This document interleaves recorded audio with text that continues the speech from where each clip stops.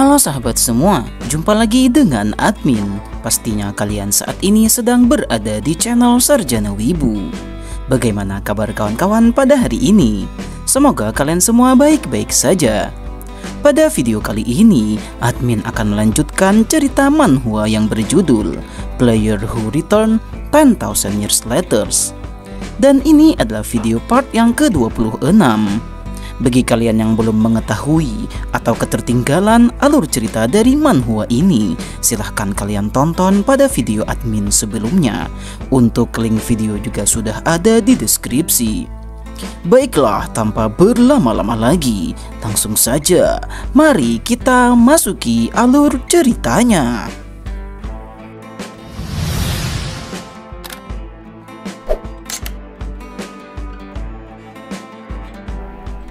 Cerita kemudian berlanjut pada chapter kali ini. Pada awal mulanya, kita diperlihatkan Kang Woo yang sedang berada di depan pintu dimensi yang semakin terbuka.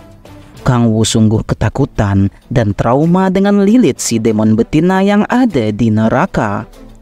Mengurus dari tentakelnya saja sudah sangat susah bagi Kang Woo. Di samping itu, demonic energy milik Kang Woo juga semakin menipis. Kang Woo berencana ingin menggunakan Thousand Demon God. Akan tetapi ia telah berjanji kepada Echidna untuk tidak menggunakannya lagi. Namun di sisi lain, Kang Woo juga tidak ingin lagi bertemu dengan Lilith. Kang Woo juga berpikir kalau dirinya tidak worth it jika harus mengorbankan nyawa untuk hal seperti ini. Kang Woo tidak menyerah begitu saja. Nampak energi kegelapan muncul di tubuhnya. Dia akan berusaha melakukan apa yang bisa ia lakukan untuk saat ini. Dia menggunakan skill yang disebut dengan Authority of Predation. Fissure ini dibentuk oleh energi demon. Kang Woo akan mengubah energi demon yang diserap olehnya menjadi demonic crystal. Hingga pada akhirnya, ukuran dari demonic crystal yang dibutuhkan untuk mencapai ekstrem telah tercapai. Sistem memberitahukan bahwa perubahan wujud di tubuh Kang Woo akan segera dimulai. Kang Woo berusaha keras untuk menutup kembali retakan gate yang telah dibuka oleh kultus demon. Jika aku memfokuskan demonic crystal yang meluap pada fissure, maka semuanya akan berakhir di sini, ucap Kang Woo di dalam hatinya. Pada akhirnya Kang Woo berhasil menutup retakan gate tersebut dan dia terlempar dari atas sana. Kang Woo merasa sangat kelelahan setelah berusaha keras untuk mencegah demon Lilith keluar. Kang Woo telah berhasil menggunakan Extreme Demon Power dan sukses menutup kembali pintu dimensi yang telah terbuka. Dengan mencapai wujud Extreme Demon, Awakening Trait yang ke-6 pun sepenuhnya telah terbuka. Meskipun kemampuan Awaken yang ke-6 masih tanda tanya, akan tetapi Kang Woo akhirnya sudah bisa melihat dengan jelas. Menurut papan informasi dari sistem, agar Awakening ke-6 bisa tercipta, maka Kang Woo harus membuat item equipment rank mythic terlebih dahulu. Untuk membuatnya, setidaknya Kang Woo harus memiliki material rank mythic untuk menciptakan item tersebut. Namun yang ia miliki hanya item rank legendary saja. Kang Woo kemudian melihat ke arah lain. Untuk membuat equipment rank mythic, Kang Woo mencoba untuk memikirkan cara lain. Dia melihat ke arah Scientist Heavenly Maiden. Menurut kabar yang beredar, Yuri atau wanita itu bisa menciptakan equipment rank mythic dengan divine powernya. Bahkan equipment world ranker Ryuma dibuat oleh Scientist tersebut. Kang Woo berencana untuk membawanya keluar terlebih dahulu. Namun tiba-tiba terjadi ledakan di sana. Seseorang kemudian tiba di tempat itu, lalu kemudian berkata, "Apa-apaan ini? Altar ritual summoning berada di bawah tanah, bukannya di atas. Dan lihat apa yang aku temukan di sini," ucap orang tersebut yang ternyata adalah Fujimoto Ryuma. Dia kemudian berkata, "Ini bukan area operasi misi dari player Korea. Kenapa kau ada di sini?" tanya Ryuma kepada Kang Woo. "Seperti yang kau lihat, aku datang ke tempat ini untuk menyelamatkan Scientist yang diculik oleh kultus demon," ucap Kang Woo. Ryuma menyebut Kang Woo telah meninggalkan area yang menjadi tanggung jawabnya tanpa izin. Namun Kang Wu menjelaskan perannya adalah menciptakan kekacauan.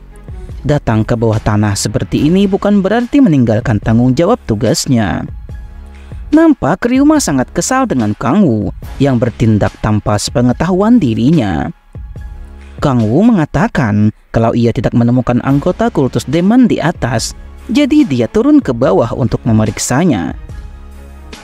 Kang Wu memperkirakan dari awal Fujimoto Ryuma telah merencanakan semua ini untuknya sendiri. Dia ingin menyelamatkan saintis sendirian agar dipandang sebagai pahlawan. Kang Wu memancing Ryuma dengan berkata, "Kira-kira berapa item mythic yang akan aku terima sebagai imbalan karena berhasil menyelamatkan Tuan Putri?" ucap Kang Wu. Setelah mendengar perkataan dari Kang Wu, Fujimoto Ryuma kemudian melakukan panggilan darurat. Dia memanggil semua unit yang terkait dengan misi ini. Dia memfitnah Kang Wu sebagai penyusup. Kang Wu difitnah sebagai anggota dari kultus Demon oleh Ryuma. Penyusup itu sedang menculik saintis. Lokasinya ada di bawah tanah, area operasi Korea. Kirimkan bantuan segera, ucap Ryuma kepada rekan-rekannya yang lain. Singkat cerita, Sins kemudian berpindah memperlihatkan kota Tokyo. Saat ini Kang Wu telah ditangkap oleh pihak keamanan negara Jepang atas tuduhan penculikan saintis Yuri dan anggota dari kultus Demon. Kami takut kau akan pergi dan kabur sebelum proses persidangan, jadi kami memasangkan borgol magic itu kepadamu, ucap Ryuma. Kang Wu akan dibawa ke ruang sidang pada esok hari. Karena laporan dari Ryuma bahwa Kang Wu adalah penyusup dari kultus Demon yang terlibat dalam kasus penculikan nona saintis. Kau bisa menyewa pengacara sebanyak mungkin, namun tidak akan ada yang membelamu, ucap Ryuma. Saat Ryuma ingin pergi, Kang Wu kemudian memanggilnya dan menyebut angka 5. Jumlah kesalahan yang kau buat ada 5 perkara, ucap Kang Wu dengan tatapan yang sangat mengerikan. Apa katamu 5 kesalahan? Jangan membual, kau hanya bisa mengoceh karena terpojok. Masih bisa percaya diri? Lihat saja besok nanti. Mari kita lihat apakah kau bisa tetap percaya diri di ruangan persidangan, ucap Ryuma kepada Kang Wu. Kang Wu nampak terdiam di sana. Dia ditahan di dalam penjara khusus player yang kena masalah. Persidangan ya? Aku harus buru-buru, ucap Kang Wu. Kita kemudian diperlihatkan sesaat setelah Ryuma melaporkan keadaan darurat. Rekan-rekan Kang Wu sama sekali tidak percaya dengan tuduhan yang telah dilemparkan oleh Fujimoto Ryuma terhadap Kang Wu. Namun karena ini adalah laporan dari Fujimoto, world rankernya Jepang, maka Kang Wu tetap akan ditahan. Aku juga sulit mempercayainya saat dia mencoba untuk menculik saintis. Aku tak menyangka pengaruh kultus Demon Jepang mencapai negara lain, ucap Fujimoto Ryuma. Kang Wu nampak tenang-tenang saja. Yonjo yang mulai panas kemudian mengeluarkan skillnya dan siap untuk menyerang Ryuma. Akan tetapi Kang Wu meminta agar Yonjo tetap tenang dan ia berjanji akan segera kembali. Bagaimana kau bisa kembali? Mereka terang-terangan memfitnahmu, ucap Yonjo kepada Kang Wu. Kang Wu kembali menegaskan agar rekan-rekannya tetap tenang saja karena dia selalu kembali setelah mengatakan hal itu. Tentu saja Kang Wu akan segera kembali, jadi tunggulah dengan Echidna. Aku berjanji, ucap Kang Wu. Kembali ke masa kini, Kang Wu berencana untuk menyiapkan persidangannya pada besok hari. Dia menggunakan skill authority yang dapat mengeluarkan jiwa dari tubuh aslinya. Kesalahan pertama dari Fujimoto Ryuma adalah memasangkan borgol magic yang tidak mempan terhadap Kang Wu, sehingga Kang Wu dengan mudah tetap bisa menggunakan skillnya dengan leluasa. Baiklah, sudah saatnya kejahatan dibalas dengan kejahatan. Niat membunuh akan dibalas oleh niat membunuh yang lebih besar, ucap Kang Wu. Cerita kemudian berlanjut memperlihatkan keesokan harinya di pengadilan kota Tokyo. Ryuma nampak kesal karena mereka memulai sidang larut malam begini. Tentu saja dia berharap sidang ini akan segera berakhir. Begitu sidang ini berakhir, aku akan menjadi pahlawan yang telah menyelamatkan saintis. Dan bisa saja aku menikah dengannya, ucap Ryuma di dalam hatinya. Dia kemudian melihat ke arah terdakwa, yaitu Kang Woo. Mereka tampak sangat marah melihat Kang Woo yang begitu santainya, padahal dirinya sedang terancam. Satu hari tentu saja menjadi waktu yang sangat singkat bagi Kang Woo, dan Ryuma juga mengaku telah menyogok hakim yang bertanggung jawab atas sidang ini. Hakim Wakabe, orang yang telah membantu Ryuma dengan masalah hukum beberapa kali di masa lalu. Nampak hakim dengan gemetaran memulai persidangannya. Jaksa kemudian bersaksi, terdakwa adalah seorang player Korea yang ikut serta dalam misi penyelamatan saintis. Dia meninggalkan area operasi tanpa izin selama misi dan ikut serta dalam ritual summoning demon yang berlangsung di bawah tanah. Ketika Tuan Ryuma tiba dan mengalahkan anggota kultus demon, Kang Woo kemudian menculik Nona Yuri dan mencoba untuk melarikan diri. Yeonjo mulai emosi karena apa yang dibicarakan oleh jaksa adalah kebohongan. Terdakwa yaitu Kang Woo sepertinya tidak memiliki pengacara dan dia hanya sendirian saja, sehingga Kang Woo akan diminta melakukan pembelaannya sendiri. Kang Woo menjelaskan kalau dirinya bukanlah anggota dari kultus demon. Hanya itu yang dikatakan oleh Kang Woo. Ryuma menyebut Kang Woo sebagai orang bodoh karena hanya menyampaikan pembelaan sesingkat itu. Ryuma sangat yakin kalau ia tidak akan kalah dalam persidangan kali ini. Waktu itu, Ryuma memanggil orang yang menerima perintah bantuan. Dan waktu itu juga dia menjadi saksi. Dan saksi pertama adalah orang yang paling berpengaruh di negara Jepang, yaitu Perdana Menteri Yamada. Namun Perdana Menteri juga nampak pucat dan gemetaran seperti hakim. Ryuma bingung dengan apa yang telah terjadi terhadap mereka. Dia pun mencoba untuk memakluminya karena kedua orang itu sudah lanjut usia. Ryuma melihat Perdana Menteri Yamada mengeluarkan pernyataan yang tidak ada di dalam rencananya. Secara mengejutkan beliau mengaku bahwa dirinya telah diancam oleh Fujimoto Ryuma hingga saat ini. Perdana Menteri lanjut mengatakan bahwa Ryuma telah menjebak terdakwa Kang Woo untuk menyembunyikan identitas aslinya sebagai anggota dari kultus demon. Ryuma kemudian memukul meja dan menyela penjelasan dari Perdana Menteri. "Hei, apa yang kau katakan? Apa maksudmu aku menyembunyikan identitas asliku?" tanya Ryuma yang tidak terima disebut anggota kultus demon. Namun Perdana Menteri Yamada sekali lagi menegaskan bahwa Fujimoto Ryuma adalah anggota dari kultus demon. Orang-orang pun tak percaya akan hal ini. Mereka bertanya bukankah Ryuma yang telah menyelamatkan Nona Yuri. Namun sebenarnya Fujimoto lah yang telah berusaha menculik saintis. Dia mengancam akan mengorbankan seluruh keluargaku kepada demon jika aku mengungkapkan kebenarannya. Jadi aku harus merahasiakannya, ucap Perdana Menteri. Dia lanjut menjelaskan bahwa Kang Woo lah yang sebenarnya menyelamatkan Nona Yuri. Ryuma kemudian berbicara, "Ini adalah jebakan. Perdana Menteri Yamada tidak dalam keadaan sadar. Bagaimana mungkin aku yang telah mengabdikan hidupku untuk Jepang malah menjadi anggota kultus demon? Tentu saja ini juga tidak ada bukti," ucapnya. Namun Perdana Menteri telah menyiapkan barang bukti. Kristal yang berisi demonic energy. "Ini adalah kristal energi demon," ucap Perdana Menteri.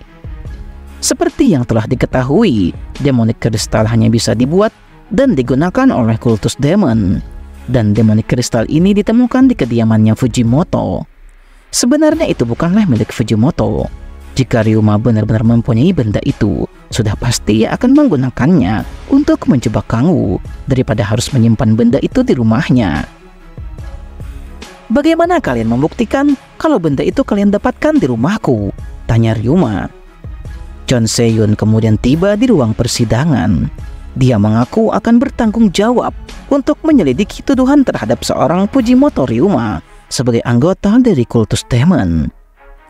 Wanita itu menjelaskan bahwa Perdana Menteri Yamada ingin mengungkapkan kebenaran tentang Ryuma dan meminta Guild Heavenly Sword untuk membantunya.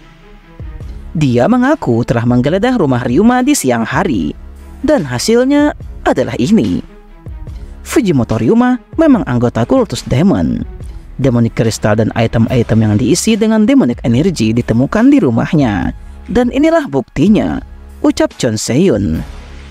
Ryuma kemudian tertawa dan menyebut semua ini adalah lelucon. Sekarang Ryuma tidak bisa terbebas dari tuduhan ini. Dia kemudian berkata kalau ia memang kenapa. Ryuma kemudian menyebut bahwa bisa saja Guild Heavenly Sword ikut bersekongkol dan berusaha untuk mencoba mengambil alih negara Jepang. Seseorang dengan mantel kemudian memanggil nama Ryuma. Ryuma, sudah waktunya untuk menyerah, ucap saintis Yuri yang ternyata telah sadar dari pingsannya. Mereka yang ada di sana pun terkejut melihat Yuri yang sudah sadar dari pingsannya. Yuri kemudian menjelaskan sekilas ingatannya bahwa orang yang telah menyelamatkan dirinya bukanlah Ryuma, melainkan player Korea yang bernama Kang Woo. Yuri juga meminta maaf karena masalah ini disebabkan oleh penculikan atas dirinya. Karena kasus ini sudah jelas, Cha Sen-yun kemudian meminta hakim untuk mengeluarkan surat penangkapan terhadap Fujimoto Ryuma. Fujimoto Ryuma telah terpojok. Tuduhan terhadap Kang Woo kini terbalik ke arahnya.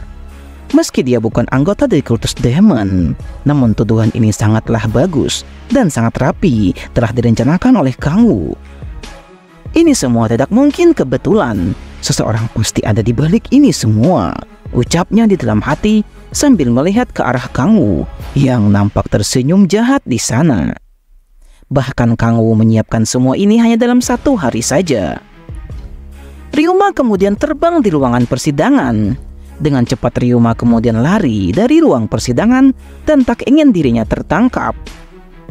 Ryuma telah melarikan diri dan perintah untuk menangkapnya telah diberikan.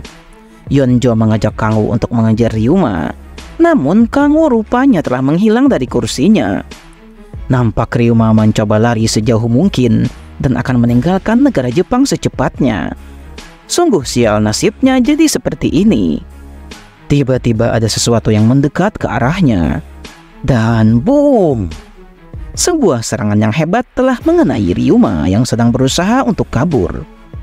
Seketika itu juga Ryuma langsung terkapar. Bajingan! Siapa yang berani menghalangiku? Ucapnya. Seseorang kemudian telah berada di hadapannya. Apakah kau mengerti sekarang? Ada 5 kesalahan yang telah kau buat. Apakah kau tahu apa saja itu? Tanya seseorang itu yang ternyata adalah Kang Woo.